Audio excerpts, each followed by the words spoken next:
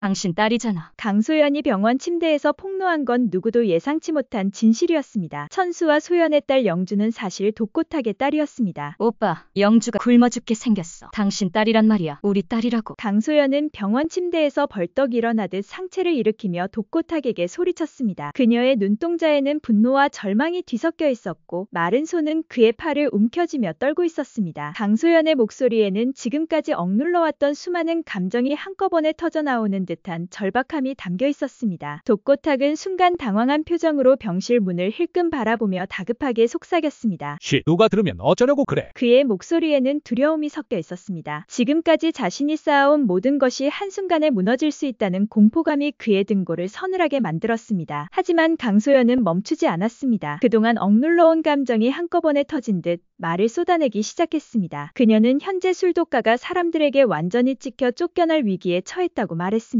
술도가 매각을 시도하다가 모든 것이 들통나서 끝장이라는 사실을 전했습니다. 강소연의 말은 거기서 끝나지 않았습니다. 최근 부동산 투자 사기까지 덮쳐 빈털터리가 된 상황, 손에 쥔 것 하나 없는 상태에서 병까지 걸렸고 병원비도 곧 바닥나 버티고 있는 절망적인 현실을 털어놓았습니다. 그녀의 목소리는 점점 더 절박해졌습니다. 나한테 남은 건 오직 영주 하나야. 근데 그 아이한테 줄 돈도 집도 없어. 오빠, 당신 딸이 미국에서 굶고 있다고. 그 말에 독고탁의 얼굴이 일그러졌습니다. 그 역시 영주가 자신의 친딸이라는 사실을 부정할 수 없었습니다. 강소연과 나눈 과거의 그날 밤, 한순간의 선택이 한 생명을 만들었다는 걸 알고 있었기 때문입니다. 그 기억은 독고탁에게 있어 지우고 싶었지만 지울 수 없는 인생의 오점이었습니다. 하지만 그 진실을 드러내는 일은 곧 자신이 평생 쌓아온 모든 기반을 무너뜨리는 일이기도 했습니다. 독고탁은 침묵했지만 그의 마음속에서는 격렬한 내적 갈등이 벌어지고 있었습니다. 책임감과 두려움, 그리고 자신의 기득권을 지키려는 욕망이 복잡하게 얽혀 있었습니다. 강소연은 독고탁의 침묵을 견디지 못하고 다시 말했습니다. 그들이 과거 함께 계획을 짰다고, 서로를 이용해 술도가와 LX 호텔을 잠식하기로 했다고 말했습니다. 강소연은 오천수와 결혼해 술도가 내부로 들어갔고 독고탁은 장미애와의 결혼으로 업계 자본을 장악했다는 사실을 되새기며 그에게 책임을 물었습니다. 우리가 그렇게 짰잖아. 당신은 자본을, 나는 내부 정보를 가져와서 모든 걸 뒤엎기로. 강소연의 말 속에는 지난 세월에 대한 원망과 분노가 깊게 배어 있었습니다. 그녀는 자신이 희생한 것들에 비해 독고탁이 얻은 것들이 너무 많다고 느꼈습니다. 결혼을 통해 안정된 지위를 얻은 독고탁과 달리 자신은 모든 것을 잃고 병상에 누워있는 처지가 되었기 때문입니다. 그 말에 독고탁은 애써 외면하며 말했습니다. 그건 옛날 얘기야. 지금은 상황이 달라. 하지만 그의 말은 허공의 맴돌뿐이었습니다. 독고탁 역시 과거의 약속을 완전히 부정할 수는 없었습니다. 그들이 함께 꾸몄던 계획이 현재의 그를 만들어낸 토대였다는 것을 누구보다 잘 알고 있었기 때문입니다. 강소연의 눈은 무너지기 직전의 제방 같았고 그 속에는 절박함과 원망이 뒤엉켜 있었습니다. 그녀는 자신의 남은 시간이 얼마 없다는 것을 직감하고 있었고 그래서 더욱 간절했습니다. 강소연은 자신이 시한부라는 사실도 숨기지 않았습니다. 폐암 말기 진단을 받은 지 며칠 되지 않아 시한은 길어야 석 달이라는 말도 덧붙였습니다. 이 고백은 독고탁에게 또 다른 충격을 안겨주었습니다. 그는 강소연이 이렇게 절박한 상황에 처해 있다는 것을 전혀 몰랐던 것입니다. 죽어도 괜찮아. 하지만 영주만은, 그 아이만은 굶기고 싶지 않아. 그게 엄마로서 마지막 소원이야. 강소연의 목소리에는 죽음을 앞둔 어머니의 간절함이 담겨 있었습니다. 자신의 생명은 포기할 수 있지만 딸의 미래만은 포기할 수 없다는 모성애가 그녀를 지탱하고 있었습니다. 그 시선은 마지막이라는 것을 암시하고 있었습니다. 그녀는 마지막 카드를 꺼내들었습니다. 이번에 나 안 도와주면 나도 가만히 안 있을 거야. 당신이랑 나 같이 무너지는 거야. 이 말은 명백한 위협이었습니다. 강소연은 자신이 죽기 전에 모든 진실을 폭로하겠다는 의지를 보여주었습니다. 독고탁에게는 이것이 가장 두려운 시나리오였습니다. 그의 모든 비밀이 세상에 드러날 경우 그가 지금까지 쌓아온 모든 것이 한순간에 무너질 것이기 때문입니다. 그 말에 독고탁의 이마에는 진한 주름이 잡혔습니다. 강소연의 입에서 나온 그 한마디가 지금껏 쌓아온 모든 것을 무너뜨릴 수도 있다는 예감이 그의 등을 서늘하게 만들었습니다. 독고탁은 잠시 침묵한 후 말했습니다. 그래, 알았어. 어차피 장미애한테도 숨겨둔 아들 하나 있잖아. 오강수. 나한테 딸이 있다는 게 지금 와서 뭐가 그리 큰일이겠어? 하지만 독고탁의 마음은 복잡했습니다. 그는 표면적으로는 담담한 척했지만 내심으로는 이 상황이 자신에게 얼마나 위험한지 잘 알고 있었습니다. 그래도 지금은 조용히 좀 있어. 내가 술도가를 가만 안 둘 거니까 협력업체도 다 끊고 재료 공급도 차단하는 중이야. 조금만 기다려. 이번엔 제대로 흔들어줄 테니까. 독고탁의 이 말에는 술도가에 대한 깊은 원한이 담겨 있었습니다. 그는 과거부터 술도가를 무너뜨리려는 해보자는 계획을 세워왔고 이제 그 계획을 본격적으로 실행에 옮기려 하고 있었습니다. 다음 날 전혀 예상치 못한 곳에서 이들의 대화를 듣게 된 인물이 있었습니다. 바로 독고세리였습니다. 편의점 근무를 마치고 집에 들른 세리는 딸이 가출해서 집에 아무도 없을 거라 생각한 독고탁의 통화를 우연히 들었습니다. 문을 조용히 열고 들어서던 세리는 방 안에서 들려오는 대화 소리에 걸음을 멈췄습니다. 그중 우리 딸 영주라는 말이 귀에 들어온 순간 가슴이 철렁 내려앉았습니다. 세리는 무슨 일인지 파악하려 했지만 들려오는 대화의 내용은 그녀가 상상할 수 있는 범위를 훨씬 넘어서는 것이었습니다. 세리는 문틈으로 조심히 다가가 귀를 기울였습니다. 강소연과 독고탁의 대화는 그녀의 예상을 훨씬 벗어난 내용이었습니다. 술도가 매각 계획, 부동산 투자 사기, 강소연의 말기암, 그리고 영주가 독고탁의 딸이라는 충격적인 고백까지. 세리는 숨을 쉬는 것조차 잊은 채 손에 들었던 쇼핑백을 떨어뜨릴 뻔했습니다. 세리에게는 이 모든 정보가 현실로 받아들이기 어려웠습니다. 그녀는 이해할 수 없었습니다. 장미애가 숨긴 아들이 오강수라는 사실만으로도 충격이었는데 독고탁 역시 딸을 숨기고 있었다니 이 가족은 대체 어떤 비밀들을 더 품고 있는 것일지 상상조차 어려웠습니다. 세리의 마음속에는 복잡한 감정이 휘몰아쳤습니다. 분노, 배신감, 그리고 두려움이 한꺼번에 밀려왔습니다. 자신이 사랑하게 된 오범수의 가족에게 이런 일이 일어날 것이라는 생각을 한 적이 없었기 때문입니다. 세리는 이 비밀을 공개해야 할지 고민에 빠졌습니다. 그러나 동시에 이 정보를 들고 있을 경우 자신이 어떻게 이용당할 수 있을지 아니면 누군가에게 위협이 될 수 있을지 머릿속이 복잡해졌습니다. 세리는 이런 거대한 비밀을 혼자 감당하기에는 너무 큰 부담감을 느꼈습니다. 세리는 편의점 앞 벤치에 앉아 손을 떨고 있었습니다. 오강수의 오영주까지 내가 이 비밀들을 감당할 수 있을까? 눈앞에 있는 세상이 거짓말처럼 느껴졌고 모든 퍼즐 조각이 뒤엉켜버렸습니다. 그녀는 핸드폰을 들었습니다. 장미애의 번호를 눌렀다가 한참을 망설였습니다. 말해야 하나? 아니, 말하지 않으면 더 큰 일이 생길 거야. 세리의 마음속에서는 의무감과 두려움이 계속해서 충돌하고 있었습니다. 세리는 이 비밀을 혼자 간직할 수 없다고 느꼈습니다. 진실을 숨기는 것이 결국 더 큰 상처를 만들어낼 것이라는 생각이 들었기 때문입니다. 그녀는 자신이 사랑하는 사람들을 지키기 위해서라도 이 진실을 알려야 한다고 결심했습니다. 다음 날 세리는 어머니 장미애에게 모든 것을 털어놓았습니다. 세리의 말에 장미애는 눈을 부릅떴고 순간적으로 온몸이 굳어졌습니다. 처음에는 믿을 수 없다는 표정이었지만 세리가 구체적인 대화 내용을 전하자 그 표정이 점점 굳어졌습니다. 잠시 침묵하던 장미애는 곧 분노로 치를 떨며 자리에서 벌떡 일어났습니다. 독고탁이 자신에게 숨긴 것도 모자라 자신을 이용해 술도가를 흔들려 했다는 사실이 장미애를 참을 수 없게 만들었습니다. 그녀는 지금까지 독고탁을 믿고 따랐던 자신이 바보 같다고 느꼈습니다. 장미애의 분노는 단순한 감정이 아니었습니다. 그것은 배신당한 여인의 복수심이었고 동시에 자신의 존재 가치를 부정당했다는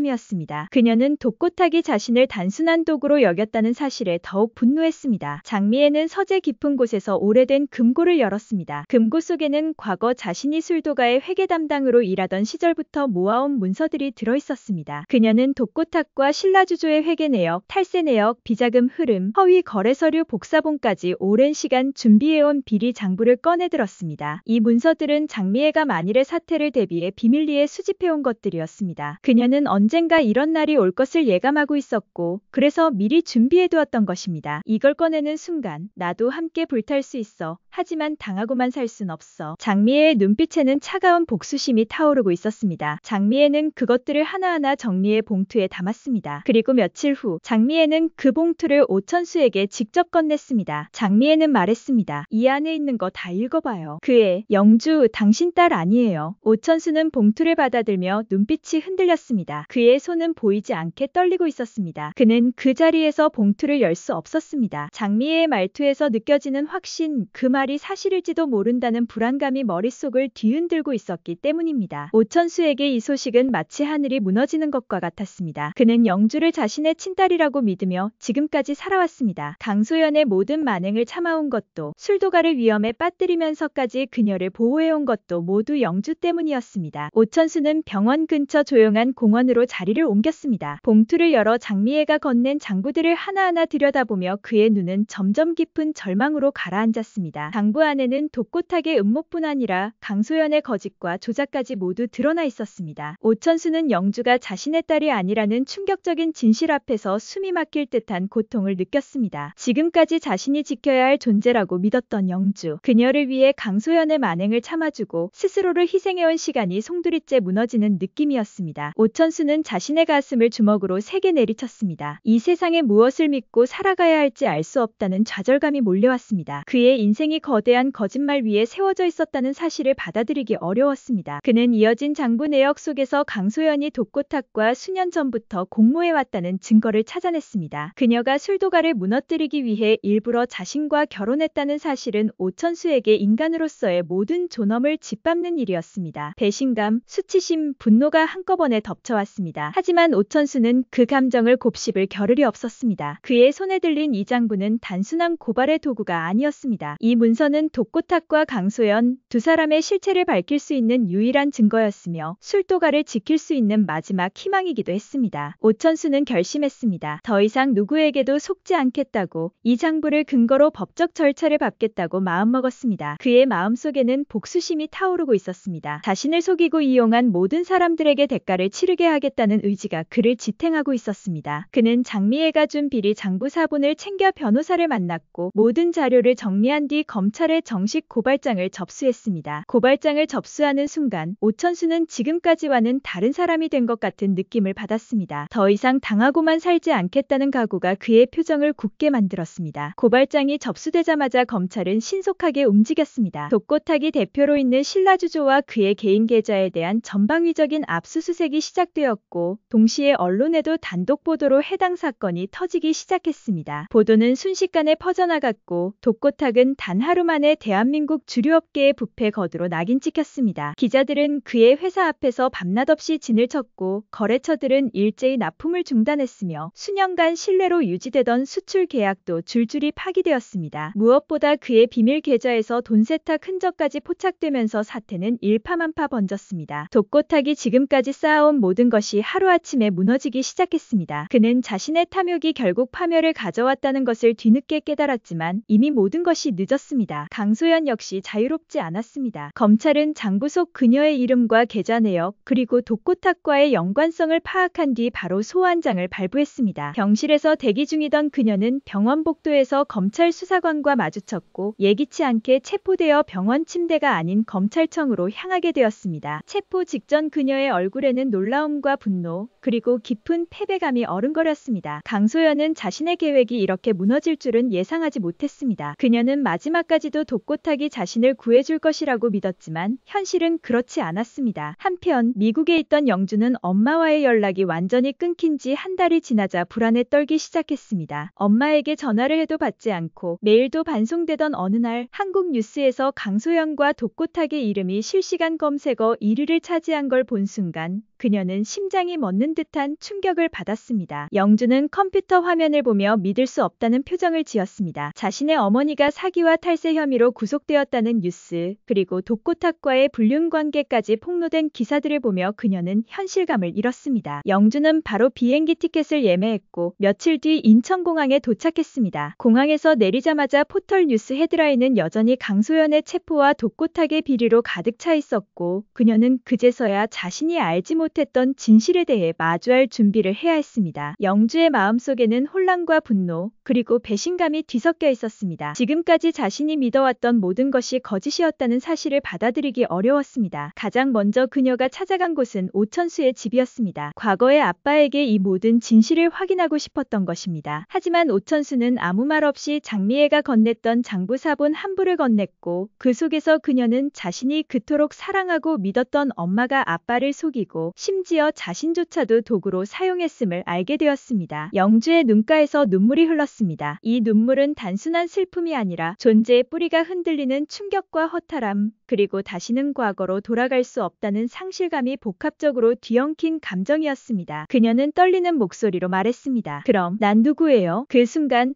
오천수는 비로소 눈을 마주치며 말했습니다. 넌 피해자야. 그리고 이제는 진실을 선택할 수 있는 사람이지. 영주는 오천수의 말을 듣고 복잡한 감정에 휩싸였습니다. 지금까지 자신을 아버지라고 생각했던 사람이 실제로는 아버지가 아니었지만 그럼에도 불구하고 자신을 진심으로 사랑해 주었다는 것을 느낄 수 있었습니다. 반면에 친생부인 독고탁은 자신의 존재조차 부정하려 했습니다. 영주는 자신의 정체성에 대해 깊이 고민하게 되었습니다. 혈연 관계가 모든 것을 결정하는 것은 아니라는 것을, 진정한 가족의 의미가 무엇인지를 깨닫기 시작했습니다. 이제 모든 진실이 드러난 상황에서 독고탁은 법적 대응을 준비하고 있었지만 이미 그의 사회적 지위는 회복할 수 없을 정도로 실추된 상태였습니다. 강소연은 구속 수감 중 병세가 급격히 악화되어 교도소 내 의료진들도 속수무책인 상황이었습니다. 강소연은 자신의 선택이 가져온 결과를 뒤늦게 후회했지만 이미 되돌릴 수 없는 상황이었습니다. 그녀는 감옥에서 영주를 그리워하며 마지막 순간을 보내고 있었습니다. 자신이 딸에게 남겨준 것이 상처뿐이라는 사실이 그녀를 더욱 괴롭혔습니다. 한편 오천수가 고발장을 접수한 이후 술도가도 일정 부분 회복세를 보였지만 내부적으로는 여전히 뒤숭숭한 기류가 감돌았습니다. 오형제 모두 충격에서 쉽게 벗어나지 못했고 이런 상황에서 오범수와 독고세리는 서로를 더 가까이 할 수 없었습니다. 신라주조와 독수리 술도가의 관계가 온 세상에 알려진 지금 오범수가 세리에게 다가간다는 건 세리에게 감당할 수 없는 부담감을 주는 일이었습니다. 세리 역시 이런 상황을 누구보다 잘 알고 있었기에 자신의 감정을 억누르며 거리를 두려고 노력했습니다. 하지만 독고세리는 아무렇지 않은 듯 술도가 뒷마당에서 한이의 머리를 묶어주며 말없이 웃었습니다. 한이가 밝게 웃는 그 순간 세리는 마음속으로 결심했습니다. 이제 더는 도망가지 않겠어. 사랑하고 싶고 가족이 되고 싶고 욕먹는 일이더라도 끝까지 지킬 거야. 세리의 이런 결심은 오랜 고민 끝에 나온 것이었습니다. 그녀는 자신의 출생과 가족사가 가져오는 부담감을 이해했지만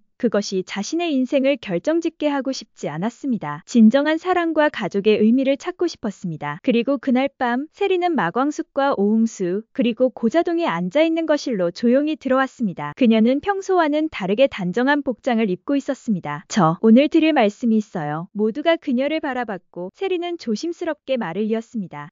제 소유로 된 신라주조의 일부 자산을 정리했습니다. 술도가에게 끼친 피해는 셀 수 없지만 조금이나마 부채 변제를 위해 사용하려고요. 세리의 이 제안은 단순히 돈으로 용서를 사겠다는 것이 아니었습니다. 가족이 되기 위한 진심 어린 각오를 보여주는 것이었습니다. 그녀는 자신이 가진 것을 내놓음으로써 진정한 가족의 일원이 되고 싶다는 의지를 표현했습니다. 고자동은 조용히 말했습니다. 그 돈은 술도가 살리는 데 쓰겠지만 마음을 주는 일은 시간이 걸릴 거야. 그건 돈으로 안 되니까. 세리는 조용히 고개를 끄덕였습니다. 그녀는 시간이 걸리더라도 진정한 가족이 되기 위해 노력하겠다는 마음을 다졌습니다. 며칠 뒤 오범수는 그녀의 곁에 조용히 앉았습니다. 세리야, 미안해. 널 위해 뭘 해줘야 할지 몰랐어. 너는 나를 위해 신라주조를 버리고 독수리 술도가의 가족이 되기 위해 애쓰는데 이젠 나도 내 감정 숨기지 않을게. 너를 지키고 싶어. 진심으로. 오범수의 이 고백은 오랜 시간 마음속에 담아두었던 진심이었습니다. 그는 세리가 자신과 가족들을 위해 희생하는 모습을 보며 더욱 깊이 사랑하게 되었습니다. 그녀의 진심을 알기에 더 이상 자신의 감정을 숨기고 싶지 않았습니다. 세리는 그의 손을 꼭 잡으며 말했습니다. 우리 함께 버티자. 누구보다 강하게, 진짜 가족처럼. 두 사람의 이런 대화는 서로에 대한 신뢰와 사랑을 확인하는 순간이었습니다. 그들은 외부의 시선과 압박에 굴복하지 않고 서로를 지키기로 약속했습니다. 그 순간 술도가 대문 앞에 정지한 검은 차량이 나타났습니다. 조용히 열리는 차문, 하이힐 소리와 함께 등장한 한나영은이 모습을 드러냈습니다. 오한이 데리러 왔습니다. 그 목소리는 차갑고 권위적이었습니다. 모든 시선이 술도가 문 앞에 멈춰섰습니다. 나영은 등장은 지금까지의 평온을 깨뜨리는 또 다른 위협의 시작을 알리는 것 같았습니다. 술도가 식구들은 모두 긴장했습니다. 나영은은 냉소적인 미소를 지으며 말했습니다. 자기소개가 늦었네요. 저는 한이의 친엄마예요. 이제 우리 딸 한이 제대로 키우려고 합니다. 이 말에 술도가 가족들은 모두 충격을 받았습니다. 더욱이 지금까지 나타나지 않던 사람이 갑자기 나타나 한이를 데려가겠다고 하니 이것이 새로운 음모의 시작일 가능성도 배제할 수 없었습니다. 한이는 모두의 긴장감을 느낀 건지 세리의 품에 꼭 안겨 붙잡았습니다. 나영은은 한이의 반응을 보며 더욱 차가운 표정을 지었습니다. 우리 한이가 엄마가 아닌 사람을 엄마로 알고 자라는 건 안 되겠어요. 이 말에 술도가 가족들의 분노가 치솟았습니다. 특히 세리는 참을 수 없다는 표정으로 앞으로 나섰습니다. 한이는 교수님이 계속 키워왔고 우리 가족이에요. 당신이 한이 친엄마라고 한들 이제 와서 한이를 데려갈 수 없어요.